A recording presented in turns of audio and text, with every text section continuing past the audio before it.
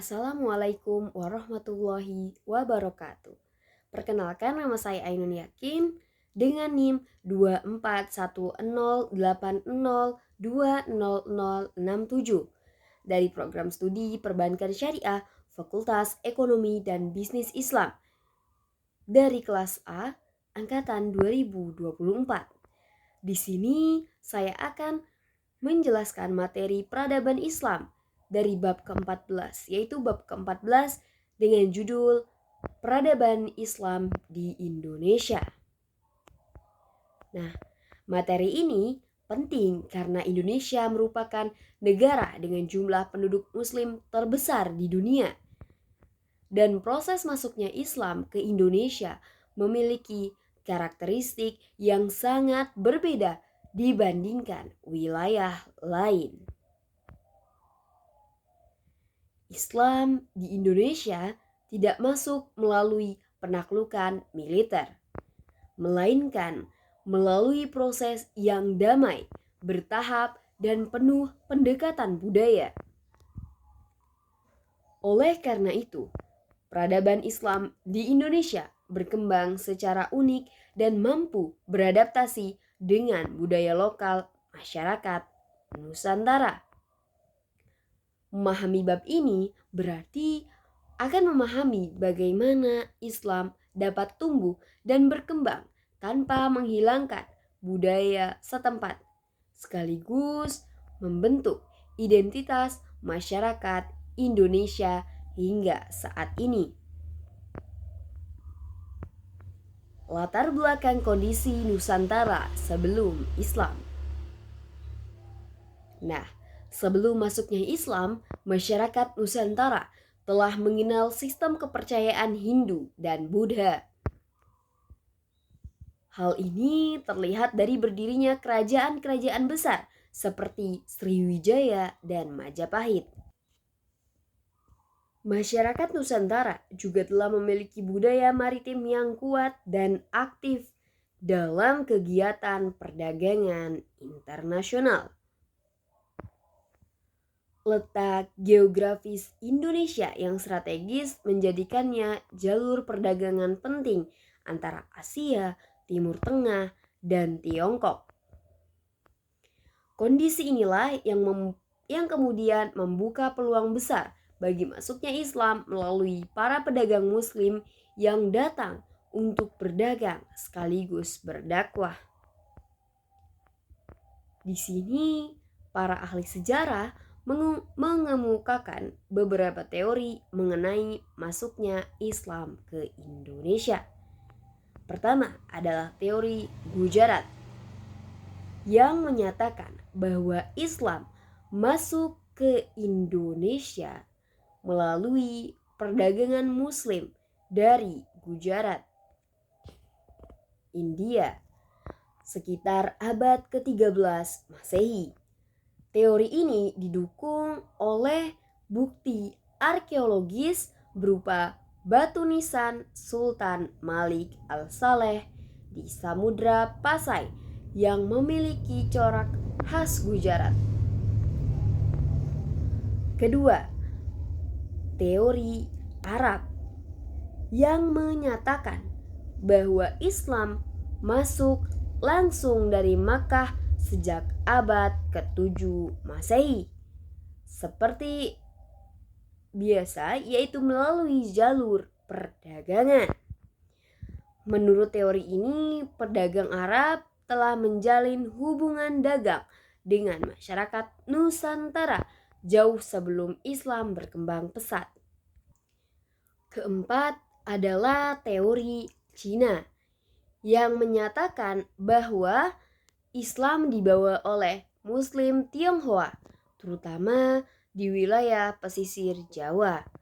Teori ini didukung oleh catatan sejarah tentang komunitas Muslim di Tiongkok. Yang keempat, teori ini menunjukkan bahwa Islam masuk ke Indonesia melalui jalur damai dan interaksi sosial. Dan bagaimana strategi penyebaran Islam di Indonesia?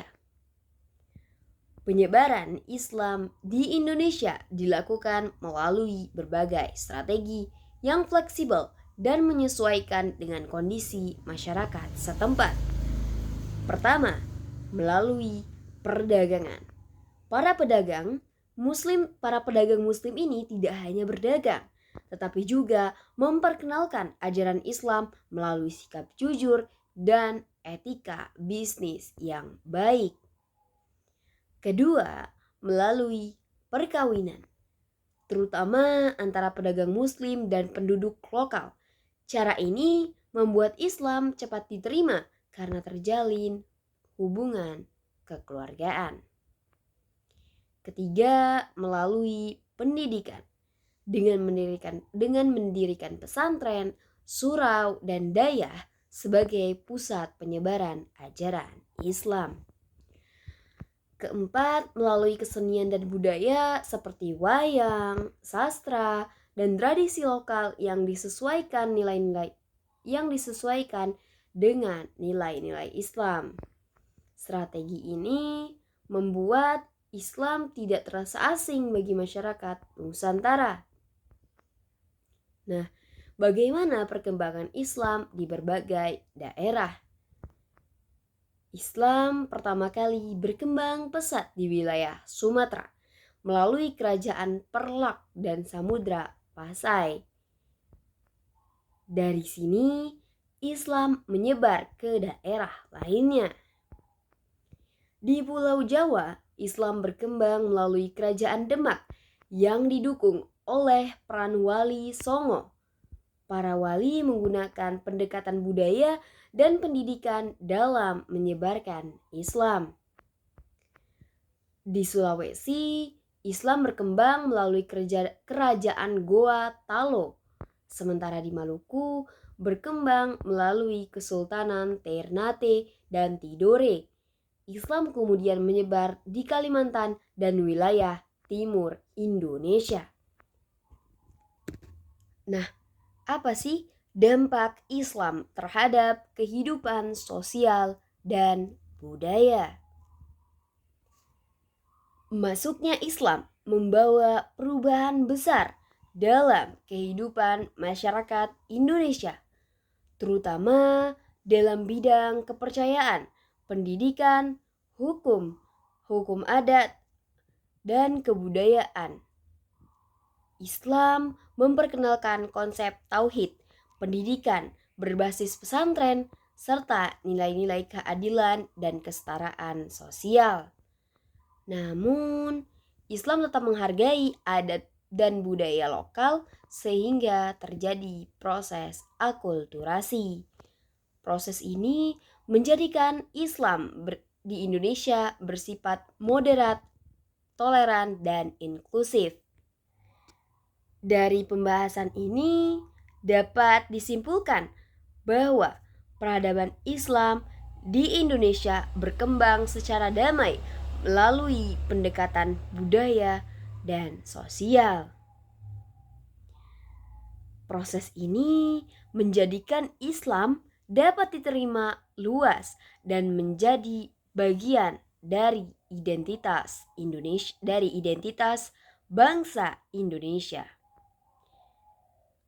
Dengan memahami sejarah ini, kita dapat mengambil pelajaran penting tentang pentingnya toleransi, dialog, dan adaptasi dalam kehidupan beragama.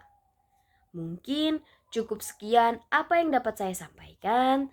Terima kasih atas perhatiannya. Mohon maaf apabila ada kesalahan. Akhir kata saya ucapkan wassalamualaikum warahmatullahi wabarakatuh.